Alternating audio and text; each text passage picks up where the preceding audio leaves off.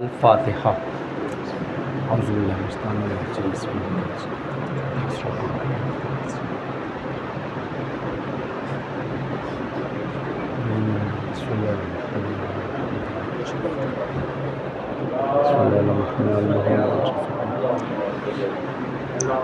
اعوذ باللہ من الشیطان الرجیم بسم اللہ الرحمن الرحیم الحمد للہ الذی ہدانا لہذا وما کنا لنہتدی لولا ان ہدانا اللہ لقد جاءت رسل ربنا بالحق والصلاة والسلام وتحیۃ للاکرام علی بہا ذکرہ بحجۃ کافیہ وموعظۃ شافیہ ارسلوا بالدین المشہور والعلم الماثور والکتاب المستور ونور الساطع والریاء العامہ سیدنا الممجد محمود الامجد ابی القاسم محمد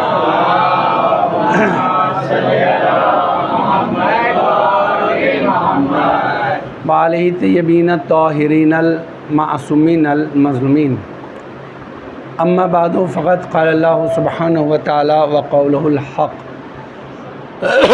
بسم اللہ الرحمن الرحیم یسبح للہ ما فی السماوات وما فی الارض الملک القدوس العزیز الحکیم هو الذی بعث فی الامیین رسولا منهم یتلو علیہم آیاتہ ویزکیہم ویعلمہم الکتاب والحکمہ وان کانوا من قبل لفی ضلال مبین۔ محترم و مکرم سامعین حضرات، عشر ثانی کی یہ پہلی مجلس اور آپ حضرات کا اس عشرے کا قیام،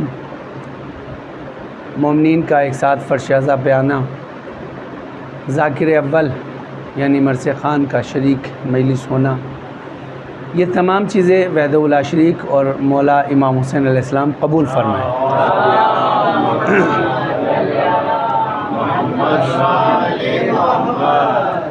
انشاءاللہ تعالی جو وقت کی نشاندہی کی گئی ہے اسی کے اعتبار سے اپنی گفتگو جاری کروں گا اور کوشش کروں گا کہ 1 منٹ بھی آگے نہ بڑھ پائے، بھلے ہی 2 منٹ کم ہو جائیں، اس لیے کہ 1-2 منٹ ہم کہہ رہے ہیں، لیکن اگر ان کو صحیح سے انکلوڈ کیا جائے، جوڑا جائے، حساب لگایا جائے تو 2 منٹ بھی پورا 1 گھنٹہ ہو جائے گا۔ اگر 30 بندے ہوں، سب پہ 1-1 منٹ ڈیوائڈ کر دیجیے تو یعنی 1 گھنٹہ پہلے یا پھر 2 گھنٹہ پہلے میں آپ کی خدمت میں عرض کروں کہ جس آیہ کریمہ کو میں نے آپ کے گزار کیا، جو جمعے سے تعلق رکھنے والے افراد ہیں یا شریعت سے تعلق رکھنے والے افراد ہیں، جو مسلسل نماز جمعہ میں جاتے ہیں، وہ باقاعدہ مولانا سے جمعے کی نماز میں اس سورہ جمعہ کو سنتے ہیں، جو قرآن مجید کا 62واں سورہ ہے اور 2 رکوع پہ مشتمل ہے، جس کی ابتدا یہاں سے ہوتی ہے کہ یسبح للہ ما فی السماوات وما فی الارض، ہر چیز وحدہ لا شریک کی تسبیح و تحلیل کر رہی ہے، جو بھی زمین اور آسمان میں ہے، کس کے لیے؟ للہ، اللہ کے لیے وہ تسبیح پڑھ رہی ہے اور اس کے نام کو مسلسل ورد کیے ہوئے ہے۔ وہ کون ہے؟ اب اس نے کہا الملک، وہ ملک ہے، ملک یعنی بادشاہ ہے، القدوس وہ صاحب عزت ہے، وہ بلند ترین مراتب صلوات محمد وآل محمد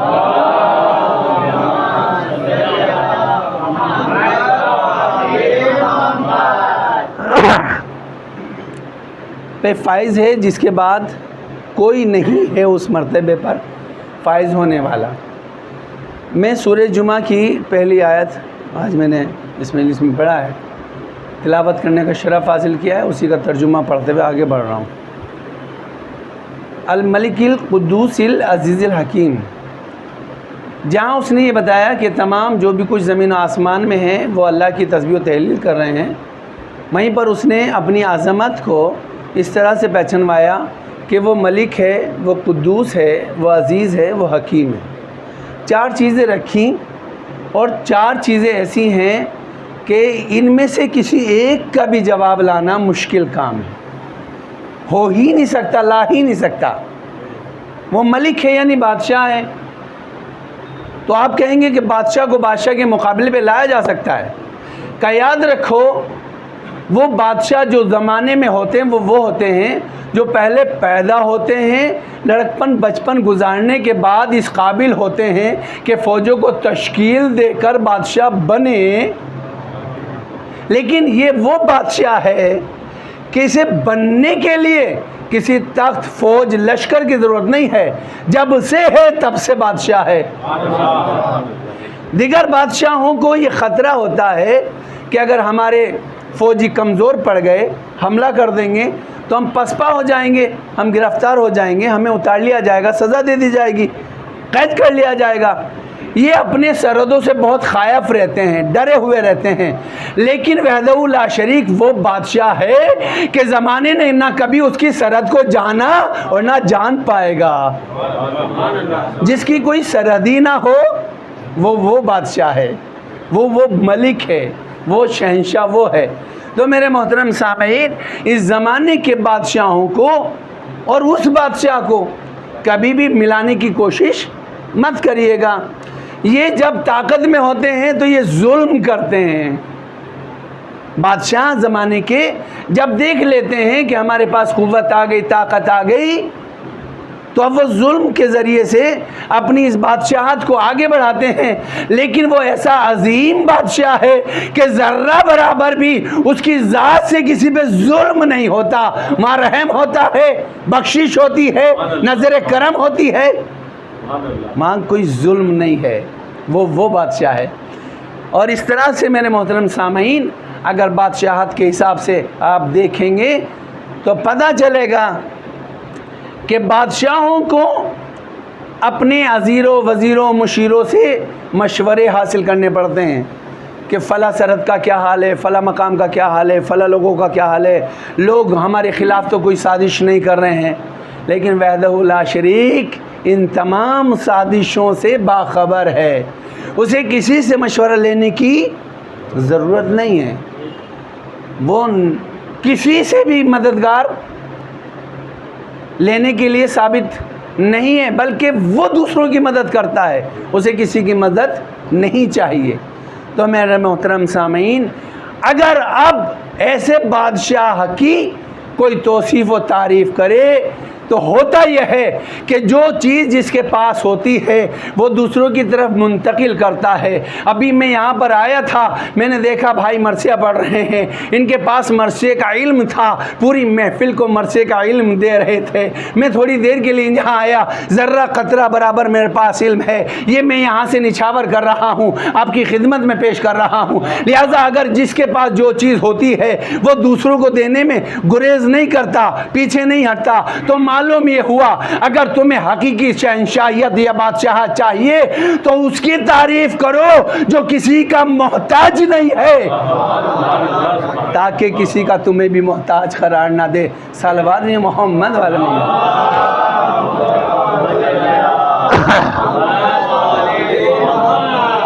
اور اب اس نے اس منزل پہ رکھا کہ ملک ہے، قدوس ہے، وہ صاحب عزت ہے، اس کی بلندی ہے، وہ پاک و پاکیزہ ہے، طیب و طاہر ہے۔ یہ لوگ وہ ہوتے ہیں جنہیں پاک کیا جاتا ہے، اس کو پاک کرنے کی ضرورت نہیں ہے، بلکہ اگر صحیح نیت کے ساتھ کوئی اس سے منسلک ہو جاتا ہے تو یہاں پر رہتے ہوئے بھی وہ مکمل پاک ہو جاتا ہے۔ یہی تو کہنا پڑتا ہے لا الہ الا اللہ محمد رسول اللہ، پاک ہو گیا، اب اسے غوطے دینے کی ضرورت نہیں ہے سمندر میں۔ تو میرے محترم سامعین، جس کا نام اتنا پاک ہے کہ اگر دوسرے لے لیں تو خود پاک ہو جائیں، تو وہ کتنا عظیم پاک ہوگا۔ اس کے بعد عزیز کی منزل ہے، ملک القدوس عزیز الحکیم، وہ عزیز ہے، محترم ہے، جس کو تم عزیز رکھتے ہو اس کے لیے اکرام کرتے ہو کہ آج مجلس میں ہم نے فلاں کو بلایا ہے، وہ بھی آئیں گے، ہاں آج یہ بھائی آپ کا ہم شکر گزار ہیں، آپ تشریف لائیں، آگے آئیے، ادھر آ جائیے، بیٹھ جائیے. اس کا اکرام کر کے بتا رہے ہیں کہ ویسے تو فرش اعضا ہے، لیکن چونکہ دعوت ہم نے دی ہے اور میری بات کو آپ نے تسلیم کیا ہے، آپ تشریف لائے، تو آپ نے ان کو عزت دی، عزیز ترین جانا ان کو. تو سب سے زیادہ عزیز کون ہونا چاہیے؟ وہ ہونا چاہیے جس نے تم کو اس دنیا میں بغیر تمہارے کہے تمہیں بھیج دیا ہے. تو ہمیشہ اس کی تسبیح پڑھنی چاہیے، اس کا نام لینا چاہیے کہ پروردگار عالم، ہم نے تجھ سے بھی آنکھیں نہیں مانگی تھی لیکن دیا، ہم نے کان نہیں مانگے تھے لیکن دیا، آنکھیں نہیں مانگی تھی، ہم نے ناک نہیں مانگی تھی، ہم نے یہ سا جبڑا نہیں مانگا تھا لیکن تو عطا کرتا رہا اور اس قابل بنایا کہ میں محفل میں بیٹھ سکوں، محفل میں بیٹھ سکوں، میرا چہرے کو ایسے رکھا ہے. یہ اس کرم ہے اس وحدہ لا شریک کا کہ اس نے ہمیں یہ شرف دے کر کے انسانوں کی درمیان میں بیٹھ کر کے بات کرنے کا سلیقہ عطا کیا، ایک دوسرے سے ملنے کا سلیقہ عطا کیا. جتنی مرتبہ بھی اس کی شکریہ ادا کیا جائے یا شکرانہ کیا جائے وہ کم ہے، اور تم شکریہ کرتے چلے جاؤ گے وہ تمہارے اندر کردار کی جھلکیاں پیدا کرتا چلا جائے گا. لہٰذا اس طرف ہمیں بڑھنا ہے. اور عزیزان محترم، عزیز الحکیم، اب چوتھا جو لفظ ہے وہ حکیم کا ہے. اب یہ حکیم آپ سمجھتے ہیں حکیم کیا؟ حکمت بہت اہم شے ہے، ایسے ہی حکیم نہیں کہا جاتا، بلکہ انسان کا جسم خراب ہونے لگتا ہے تو چلو حکیم جی کے پاس. یہ کیا کریں گے؟ یہ ہمارے جسم کو ٹھیک کرنے کی دوا دیں گے، نسخہ دیں گے، لکھ دیں گے. بڑے بڑے حکیم اپنے یہاں نسخہ نہیں دیتے، وہ تو قلم چلاتے ہیں، نسخہ لکھ دیتے ہیں. میرے محترم سامعین، میں آپ سے عرض کروں کہ بہت اچھے حکیم ہیں ایک سیتل کے جو بنارس میں رہتے ہیں، سیتل کے ہیں، رہتے بنارس میں. اور جب میں وہاں پڑھ رہا تھا جامع مہدیہ سیتل میں، جو مولانا غلام علی صاحب کا وطن ہے، اور وہاں پر جب وہ اپنے وطن آ جاتے تھے تو ان کے گھر پہ لائن لگ جاتی تھی. اب مجھے پتہ نہیں کس حال میں ہے، میں اس وقت کی بات بتا رہا ہوں، تقریباً یہ بات ہے آپ کی 23-24 سال پرانی بات جو آپ کے سامنے رکھ رہا ہوں. وہ آتے تھے تو ان کے یہاں لائن لگ جاتی تھی کہ حکیم صاحب آئے میں، حکیم صاحب آئے میں. مدرسے کے بچے بھی چلے جاتے تھے، ہم لوگ بھی، کہ ہاں جی کوئی پریشانی ہے تو ذرا دیکھ لیں گے. اب وہ دیکھتے کے ساتھ ہی اپنا قلم اٹھایا، لکھنا شروع. کتنا اچھا قلم تھا کہ شہر بریلی میں نہ جانے کتنے حکیم ہیں، لیکن جب پنساری کے پاس جب حکمت کی وہ پڑیا لینے کے لیے جاتے جو وہ لکھتے اور اس کے سامنے رکھتے وہ کہ یہ نسخہ دے دیجئے، فوراً پوچھتے کیا بنارس سے حکیم صاحب آئے ہوئے ہیں بستی میں؟ تو معلوم یہ ہوا ان کی حکمت کا چرچہ الگ، ان کی تحریر کا ذائقہ یہ دکان والا محسوس کر کے پتہ لگا لیتا تھا کہ حکیم صاحب آئے ہوئے ہیں. اس کا مطلب یہ ہے یہ حکیم تھوڑا بہت علم حاصل کرنے کے بعد اگر کسی بستی میں آ جائیں تو لوگ بستی کے جوک در جوک اس طرح بڑھ جاتے ہیں. لیکن میرے محترم سامعین، ہمیں کسی ایسے ویسے حکیم کی ضرورت نہیں ہے، بلکہ اس حکیم کی طرف بڑھنا ہے جو جب کچھ نہ تھا تو بھی حکیم تھا، جب کچھ نہ رہے گا تو بھی حکیم رہے گا. سلام علیہ محمد علیہ محمد.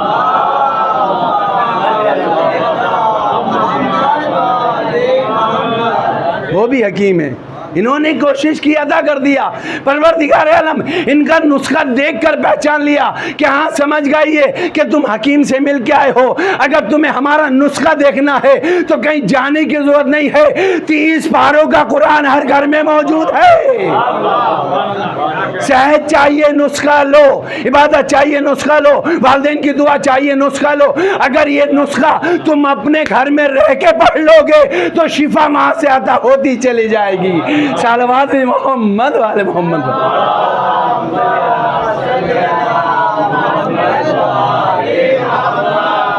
تو میرے محترم سامعین، عزیز الحکیم ہے وہ حکیم. چونکہ میرے بچے بھی اس بات کو سمجھ جائیں کہ تفسیر میزان اور جو علماء نے اس کی وضاحت کی ہے تھوڑا سا بہت سلیس اردو میں میں اپنے چھوٹے بچوں کو بتانا چاہتا ہوں. حکیم کہتے کسے ہیں؟ حکیم وہ ہوتا ہے جس کا کام بغیر وجہ کے نہ ہو، بغیر وجہ کے نہ ہو. دل چاہ رہا تھا بس ایسے ہی چلو یہ پلاٹ بھی خرید لو، یہ گاڑی خرید لو، گھر میں 3-4 گاڑی کھڑی ہیں، ایک اور 2-4 اور خرید لو، لو پیسے جاؤ بچوں سے. اللہ نے پیسہ دیا تھا، انہیں پتہ ہی نہیں کیا لینا کیا نہیں لینا. لیکن اللہ جو پوری کائنات کا مالک ہے، اس کا ایک ذرا سا کام بھی بغیر حکمت کے نہیں ہے. اگر اتنا بڑا ہاتھی پیدا کیا ہے تو اس کا بھی حکمت ہے، اور چھوٹی سی چونٹی پیدا کی ہے تو اس کی بھی حکمت ہے. پروردگار عالم یہ آخر چونٹی پیدا کر دی، اس کی حکمت کیا ہے؟ کیا تمہیں معلوم نہیں ہے؟ یہ اپنے روزگار کے ذریعے سے تمہیں دعوت فکر دیتی ہے. اگر برسات آنے والی ہو، دھنیوں کو اکٹھا کرتی ہے، ذخیروں کو، ان کو 20 سے 2 نہیں بلکہ 4 کر کے بتاتی ہے. اگر 2 کر دیا تو یہ غذا خراب ہو جائے گی، یہ جڑ جائے گی، اس میں نمو پیدا ہو جائے گا. ہر چیز کے 2 ٹکڑے کرتی ہے اور دھنیے کے 4 ٹکڑے کرتی ہے. اتنی چھوٹی سی چونٹی ہے، عقل کے حساب سے اتنا بلند کردار دیا، اتنا بلند شعور دیا تاکہ پہچان لے انسان. جب ہم چونٹی کو بغیر معرفت کے پیدا نہیں کرتے تو تجھے تو اشرف المخلوقات بنایا ہے. صلوات محمد والے محمد پر.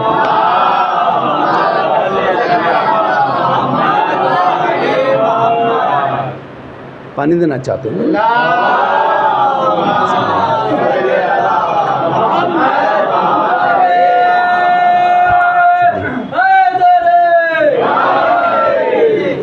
یہ عطا ہے. بار بار بھائی نے بھی اشارہ کیا، بھائی نے بھی اشارہ کیا. اب میں منع نہیں، یہ دے رہے ہیں تو لے لو، ہے نا. ہر مومن کی کوشش یہ ہونی چاہیے کہیں سے ملے صحیح چیز تو فوراً لے لو اور لے کے اس کا شکریہ ادا کرو. وحدہ لا شریک آپ کے ہاتھوں میں توانائی اور طاقت عنایت فرمائے. اسی طرح سے مدد کرتے رہو. ایک ٹوٹے پھوٹے ذاکر کی مدد کرنے کا فائدہ یہ ہوگا کہ اگر یہ جام اس طرف سے انہیں مل گیا تو پھر دنیا میں کسی جام کی ضرورت ہی نہیں رہ جائے گی. تو میرے محترم سامعین، ہم شکر گزار ہیں آپ کے، آپ نے یہ جام دیا. اور میں اللہ کے لیے توحید کے لیے گفتگو کر رہا ہوں، اور توحید کی گفتگو کرتے کرتے مجھے تقریباً 15-17 منٹ ہو چکے ہیں. توحید پہ ابھی بات چل رہی ہے. بس تھوڑی بہت انشاءاللہ اس طرف سے آئیں گے تو رسول پر، اور پھر بغیر امامت کے تو مجلس تمام ہو ہی نہیں سکتی. بغیر نائب رسول کے مجلس تمام نہیں ہو سکتی. تو وہ حکیم ہے، حکیم، آپ نے سمجھ لیا. یعنی اس کا جو بھی کام ہے وہ بغیر حکمت کے نہیں ہے، بغیر حکمت کے، بغیر کسی وجہ کے نہیں ہے. اب وجہ کیسے پتہ چلے؟ چونکہ یہ مجلس ریکارڈ ہو رہی ہے تو ایک بات عرض کرتا چلوں کہ وجہ اگر دیکھنی ہے تو آپ علل الشرائع کتاب ہے، اس کو پڑھیے. اس میں آپ کو پتہ چل جائے گا کہ روزے کی وجہ کیا ہے، روزہ کیوں رکھا گیا، صبح سے شام تک ہی کیوں رکھا گیا، صبح کی 2 رکعت کیوں ہیں، اور نماز میں 2 سجدے کیوں ہیں، 1 رکوع کیوں ہیں. یہ کیوں کا معاملہ جو ہے وہ علل الشرائع کتاب ہے باقاعدہ. اگر آپ پڑھیں تو اس کے ذریعے سے میری آواز دور تک جا رہی ہے. صلوات محمد والے محمد پر.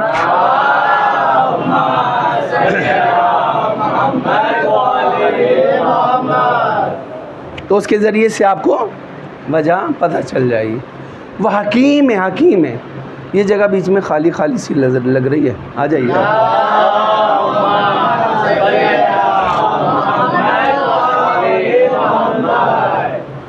اللہ آپ کو سلامت رکھے. میں آپ کو شاید میں نے اس سے پہلے بھی کہا تھا کہ جو جہاں ہے اور بیٹھ گیا ہے، ضرورت اس وقت پڑتی ہے جب اس کی طرف سے رسپانس نہ مل رہا ہو. یہ بچہ ہے، دور ہے، وہ دور ہے، وہ دور. یہ دور کوئی معنی نہیں رکھتا. جو دور ہو کے بھی ذہنی اعتبار سے قریب ہو تو پھر دور کوئی نہیں ہے.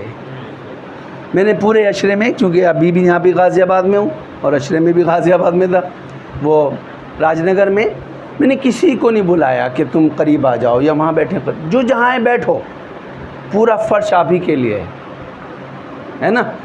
لیکن اگر کسی وجہ سے آنکھیں بند ہوئیں، توجہ کم ہوئی، یا کسی وجہ سے کلاس روم سے یا عرض کروں درس حسینی سے تم جسمانی اعتبار سے تو یہاں ہو اور ذہنی اعتبار سے کہیں پہنچ گئے تو تمہاری آنکھیں اور چہرے بتا دیں گے. تو جو ہے آپ کی آنکھیں اور چہرے بتا گئے ہیں. میرے محترم سامعین، میرے بزرگوار تشریف لائے ہیں، صلوات جی محمد والے محمد.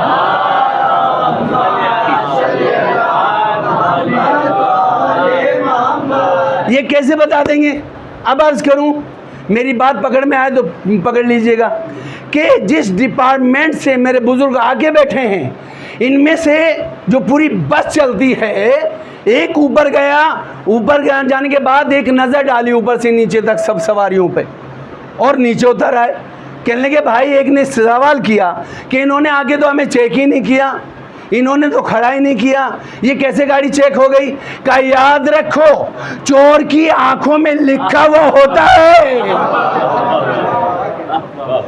پہچانا جاتا ہے، اور چور اپنی نظروں کو ادھر ادھر کرنے لگتا ہے. تو عزیزان محترم، جب ان کا ڈپارٹمنٹ اپنے ایک سپاہی کو اس طرح سے لیس کر کے بھیجتا ہے تو جو حسینی سپاہی ہے،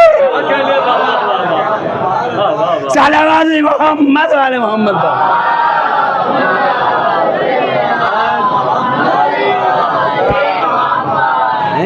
وہ کتنی پاور کا ہوگا اسے پتہ ہے.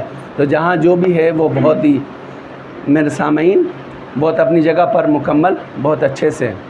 میرے پاس اس وقت 20 منٹ ہیں، میں آپ کو بتاتا چلوں تاکہ آپ کو تھوڑا سا، جن کے پاس گھڑی نہیں ہے، بہت سے تو ایسے ہیں جو گھڑی کو باقاعدہ مولانا کی صورت دیکھیں گے گھڑی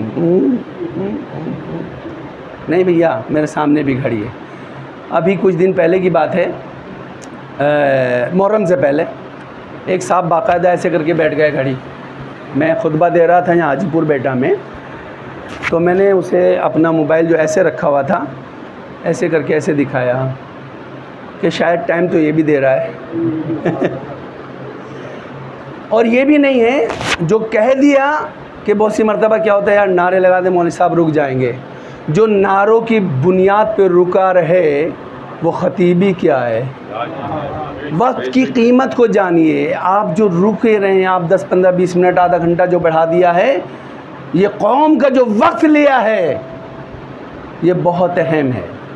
ایک نوحہ پڑھنے کے لیے ان عزاداروں کو دے رہے ہیں، جوانوں کو دے رہے ہیں، جبکہ نوحہ پڑھنے والے 10 ہیں. 9 اپنی تمناؤں کو دل میں رکھ کے جا رہے ہیں. ہو سکتا ہے یہ نوحہ پڑھنے کے ارادے سے آیا ہو اور آپ نے نہیں پڑھوایا، وہ چلا گیا. نہیں پڑھوایا آپ نے دیکھا، لیکن جس کے لیے آیا تھا ہو سکتا ہے اس کو بغیر پڑھے اتنا ثواب مل گیا ہو کہ پڑھنے والے کو بھی نہ ملا ہو.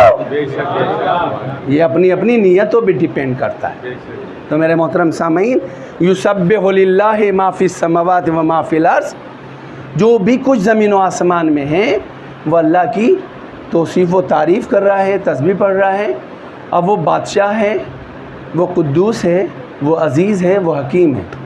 اس کے بعد اس نے کہا وَبَعَثَ رَسُولًا مِّنْهُمْ، اور اس نے بھیجا رسول کو انہی میں سے، یتلو علیہم آیاتہ ویزکیہم ویعلمہم الکتاب والحکمہ، تاکہ یہ لوگوں کے سامنے آ کر تلاوت قرآن کرے، تزکیہ نفس کرے، نفس کی پاکیزگی کرے. آج چونکہ جمعہ ہے اور روز جمعہ میں میں سمجھتا ہوں کہ زیادہ تر آپ میں سے من ظن بک خیرا فصدق ظنہ، امیر المومنین کا قول ہے. نہج البلاغہ میں آپ کلمات الکسار میں دیکھ سکتے ہیں کہ جو تمہارے بارے میں اچھا گمان کرتا ہے، یعنی سوچیں کہ یہ مولانا اگر یہاں آئے ہیں مجلس پڑھنے کے لیے تو انہوں نے مغرب عشاء ضرور پڑھ لی ہوگی. آپ نے یہ گمان کیا. آپ نے اگر یہ گمان کیا ہے تو مجھے اسے سچ کر دینا چاہیے، یعنی بغیر نماز پڑھے ممبر تک نہیں آنا چاہیے، تاکہ آپ کا جو گمان ہے اس کو میں سچ کر دکھاؤں. آپ کے مولا یہی کہہ رہا ہے. تو اسی لیے مجھے آپ پہ بھی امید ہے کہ آپ زیادہ تر نماز پڑھ کر ہی آئے ہیں اور زیادہ تر نماز جمعہ اگر آفیسز وغیرہ میں نہیں گئے، جو جانے والے ان کے لیے مجبوری ہے کہ دور سے آگے کس طرح پڑھیں گے، جہاں پہ آ سکتے ہیں وہ لوگ ابھی بھی آفس سے بھی آ کے نماز جمعہ پڑھتے ہیں۔ میرے محترم سامعین، جمعے کی نماز اور جمعے میں شریک ہوتے ہیں کس طرح سے کہ جلدی سے آئے، غسل جمعہ کیا، اور غسل جمعہ کرنے کے بعد کپڑے پہنے اور چلے گئے۔ آفس کی ڈریس الگ ہے، لباس الگ ہے، اور آپ نے اب نماز کے کپڑے پہنے۔ بہت سی مرتبہ ہوتا ہے کہ وقت یہ نہیں ہے بالکل، تو وہی کپڑے آپ استعمال کرتے ہیں جو آپ کی ڈریس ہے، کوئی ہٹا نہیں سکتا، آپ کو نکال نہیں سکتا۔ کیوں؟ وہ اللہ کا گھر ہے، یہ آپ کا وہ آفس نہیں ہے جس میں آپ کام کرتے ہیں، یہ وہ آفس ہے جس نے آپ کو بنایا ہے، جس نے آپ کو پیدا کیا ہے، وہ قبول کرتا ہے۔ آئیے صلوات محمد والے محمد۔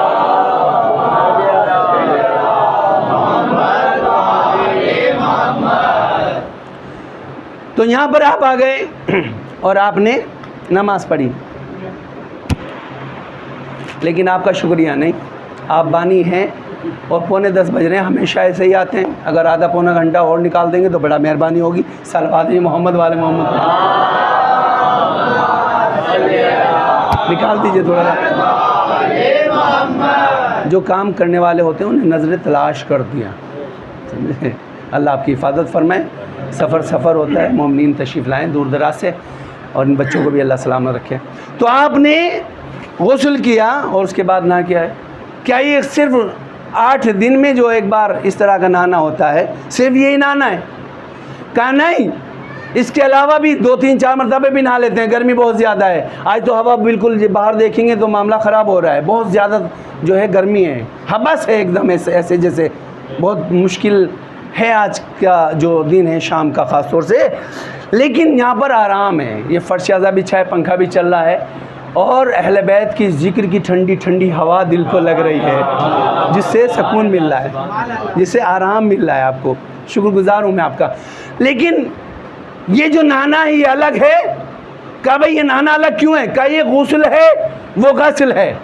جو عام طور پہ نہاتے ہیں وہ غسل ہے، یعنی دھو لیا، نہا لیے، لیکن یہ غسل ہے۔ غسل اسے کہتے ہیں جو نیت کے ساتھ نہائیں، جو نیت کے ساتھ نہائیں اسے کہتے ہیں غسل۔ تو یہ اکیلا غسل نہیں ہے، بلکہ میرے محترم سامعین، ہر جمعے کا غسل مستحب غسل ہے، 3 شعبان کا غسل مستحب غسل ہے، رسول اسلام کی ولادت 17 ربیع الاول میں ہے، غسل مستحب ہے، اسی میں امام جعفر صادق علیہ السلام کی ولادت ہے، غسل مستحب ہے، 3 شعبان میں غسل مستحب ہے، 15 شعبان میں غسل مستحب ہے۔ یہ غسلوں کی لائن لگی ہوئی ہے۔ رمضان میں آ جائیے، 15 رمضان کو دوسرے امام کی، 13 رجب پہلے امام، جو بھی امام کی ولادتوں کی تاریخیں ہیں، ان کے علاوہ بھی کچھ تاریخیں ہیں، جیسے آپ کا شب قدر وغیرہ ہیں، اس میں غسل کرتے ہیں۔ یہ غسل بار بار کیا مطلب ہے میرے محترم سامعین؟ شاید ایک چھوٹا سا پیغام ہو جو آپ کے عقلوں کی طرف بڑھانا چاہتا ہوں اور اس میں شریک ہونا چاہتا ہوں۔ شریعت بار بار کہہ رہی ہے جیسے جیسے یہ تاریخ آئیں آپ غسل کیجئے، عبادت کرنے کے لیے آئیے، غسل کیجئے، عبادت کرنے کے لیے آئیے۔ میرے محترم سامعین، پروردگار عالم فائدہ کیا ہوگا؟ کہ یاد رکھو ظاہری طور پر اگر تمہارے جسم میں میل کچیل ہوا، بدبو ہوئی، تو جہاں تم بیٹھو گے محفل میں وہ تمہیں اٹھائے گا نہیں بلکہ بٹھا کے رکھے گا۔ بھائی یہاں بیٹھ جاؤ، آپ یہاں پر آ جاؤ، آپ یہاں پر آ جاؤ۔ تب پروردگار عالم کوئی بٹھائے یا نہ بٹھائے، لیکن فائدہ کیا ہوگا؟ آخر اس غسل کا فائدہ کیا ہوگا؟ بار بار کہا جاتا ہے غسل کرو، غسل کرو، غسل کرو۔ کا یاد رکھو جو شریعت آپ کو ظاہری طور پر اس طرح سے بار بار غسل کرنے کا حکم دیتی ہے تاکہ تمہارا جسم ظاہری طور پہ پاک و صاف ہو جائے، تو وہ دنیا کو بتانا چاہتی ہے کہ جب ہم تمہاری ظاہری اس طرح کی بدبو یا نجاست کو قبول نہیں کرتے ہیں، اگر دل و دماغ میں کسی وجہ سے نجاست بیٹھی ہوئی ہو اسے کیسے قبول کیا جائے گا؟ یا جب ظاہری طور پر شریعت اتنا آپ کے اوپر پابندی لگائے ہوئے ہے، کیسا ہے تو چلو نہ دو کیا ہو۔ تو ہم یہاں پر آپ کے سامنے موجود ہیں میرے محترم سامعین، اور آپ نے چونکہ غسل کیا، اس کی بڑی اہمیت ہے۔ آپ نے غسل جمعہ کیا ہے، جن بچوں کو نہیں پتہ ہے ان کو میں باقاعدہ یہ بتا رہا ہوں، بہت اہمیت ہے، اور اس کا ثواب دگنا تگنا چوگنا ہو جاتا ہے۔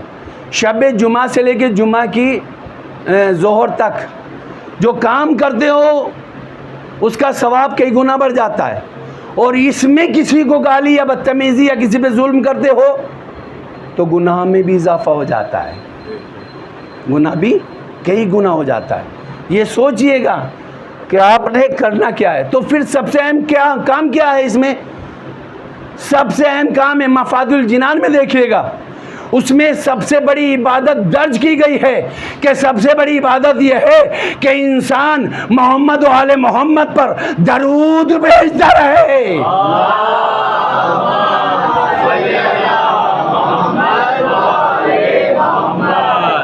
درود بھیجتا رہے۔ اب وہ موقع ہاتھ سے نکلا جا رہا ہے کہ رسول اسلام کا شان میں کچھ پڑھ کے جاؤں اور آگے بڑھ جاؤں، لیکن اتنا ضرور کہوں گا کہ اللہ نے جس نبی کو ہمارے درمیان میں بھیجا اور کہا کہ باسا رسول منہم، ہم نے رسول کو انہی میں مبعوث کیا تاکہ وہ آیات کی تلاوت کرے، نفس کو پاک کرے اور کتاب اور حکمت کی تعلیم دے۔ حکمت کا لفظ استعمال ہوا، حکمت کو سمجھیے، حکمت کیا ہے۔ اور اس سے پہلے کہ یہ گمراہ تھے، بالکل کھلی ہوئی گمراہی میں پڑے ہوئے تھے۔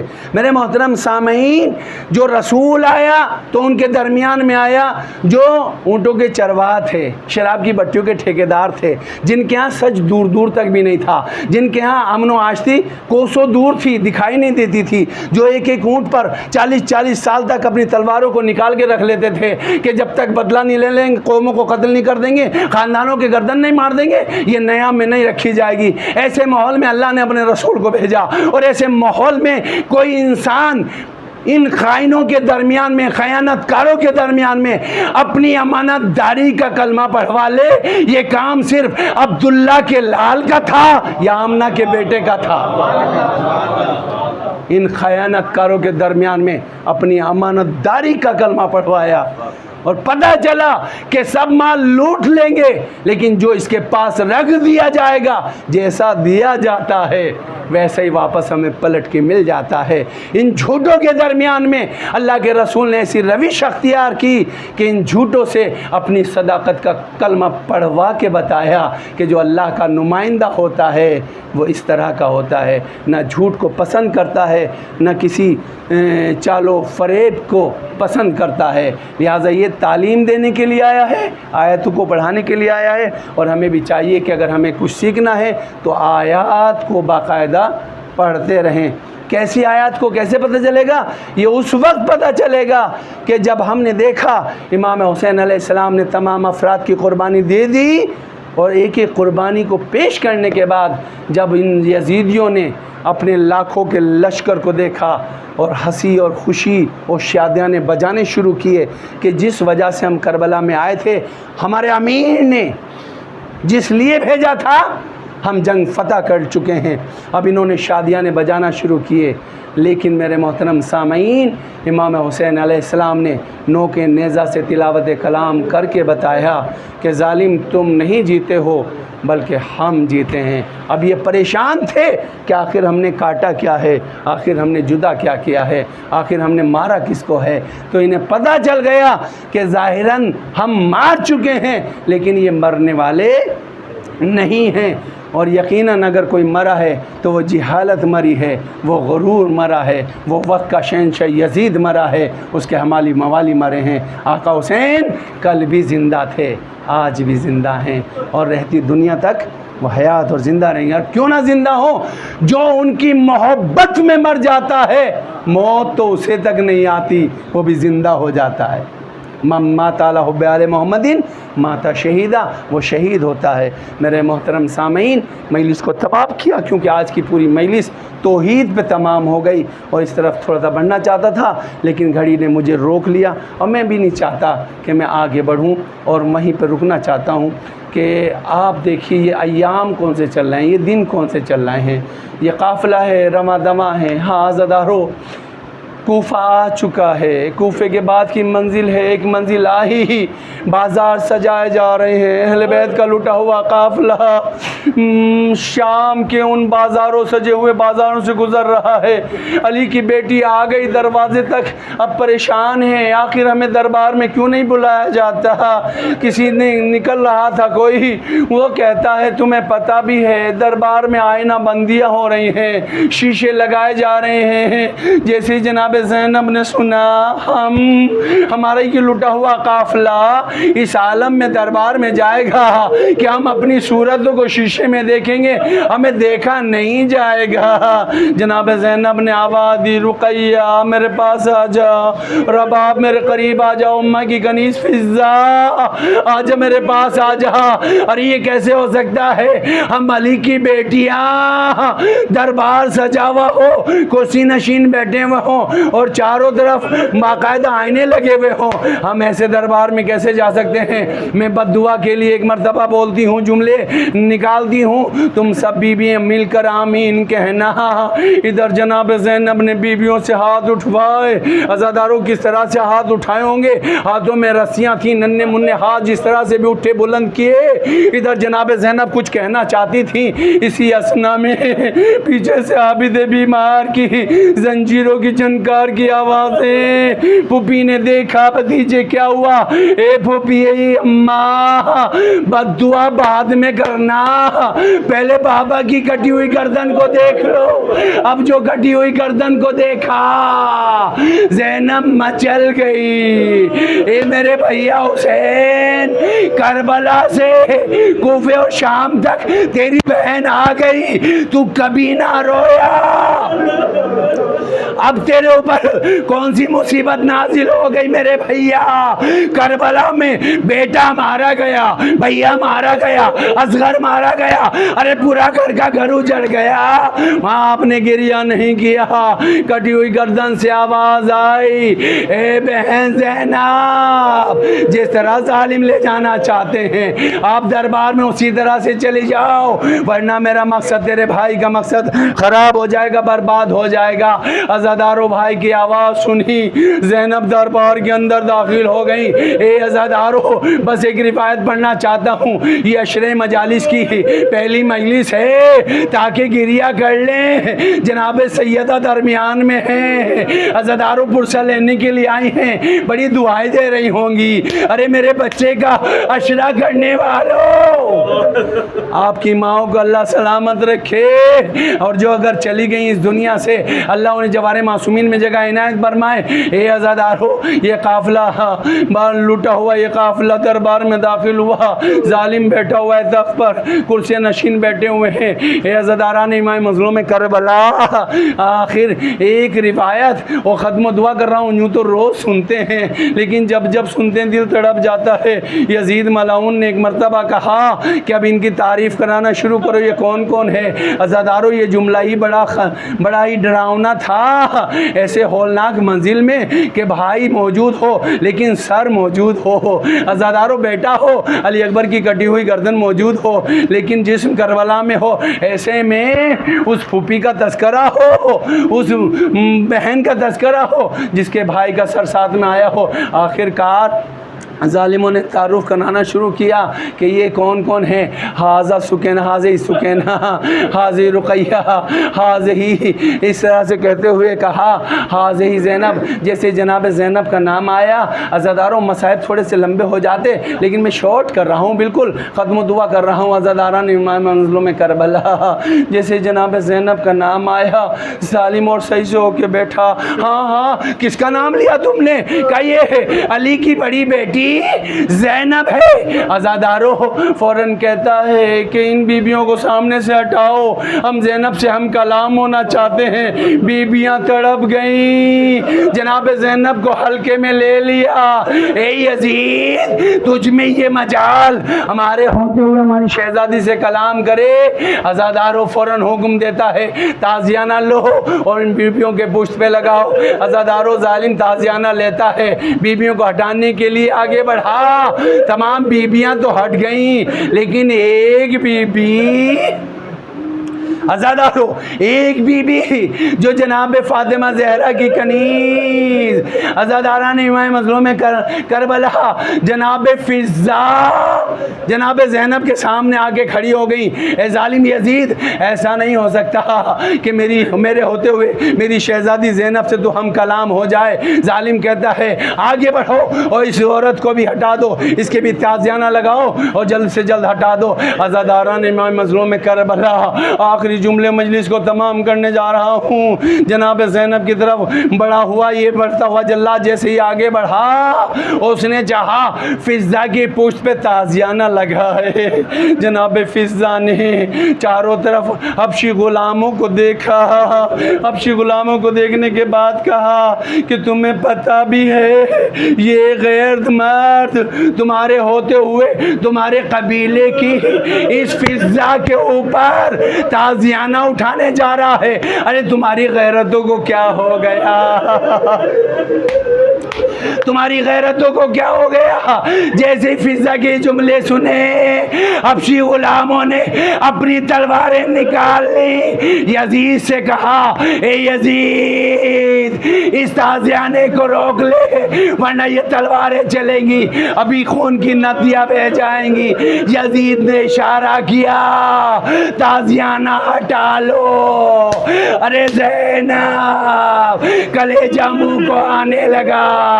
ایک مرتبہ شہزادی زینب نے اپنا نانا رسول خدا کے روزے کی طرف رخ کیا، آواز دی اے میرے اچھے نانا، آپ کی امت، ارے ہائے کنیز کے بچانے والے دربار میں اس قدر نکل آئے، میں آپ کی بیٹی علی کی بیٹی، آپ کی بیٹی کی بیٹی، ارے ہمارا کوئی بچانے والا نہیں، کربلا میں حسین کو مار ڈالا گیا، ہمارا گھر کا گھر اجڑ گیا، انا للہ و انا الیہ راجعون، رضا بقضائہ و تسلیما لامرہ۔ پروردگارہ تجھے بادشاہ چاردہ معصومین علیہ السلام کا اس مجلس کا جو بھی ثواب تو نے معین فرمایا ہے، جو ہمارے بزرگوار ہم سے جدا ہو چکے ہیں خاص طور سے ان کے نامہ اعمال میں درج فرما، اور ان ہاتھوں کو جو تیری طرف پھیلے ہوئے ہیں کسی غیر کا محتاج قرار نہ دے۔ معبود ایام اعظم میں زیادہ سے زیادہ ہمیں تذکرہ اہل بیت علیہ السلام مجالسوں میں شریک ہونے کی توفیق عطا فرما، اور جو بھی ہمارے اوپر واجب نمازیں ہیں یا کسی کا قرض ہے اسے اتارنے کی توفیق عطا فرما۔ تجھے واسطہ چاردہ معصومین علیہ السلام کا ہمیں اپنے والدین اپنے بزرگوں کی تعظیم کرنے اور سلیقے سے ان کے ساتھ جینے کی توفیق عنایت فرما۔ امام کے ظہور میں تعجیل فرما، علماء اعلام کا سایہ مرتبہ برقرار فرما، آمین یا رب العالمین۔ ماتم حسین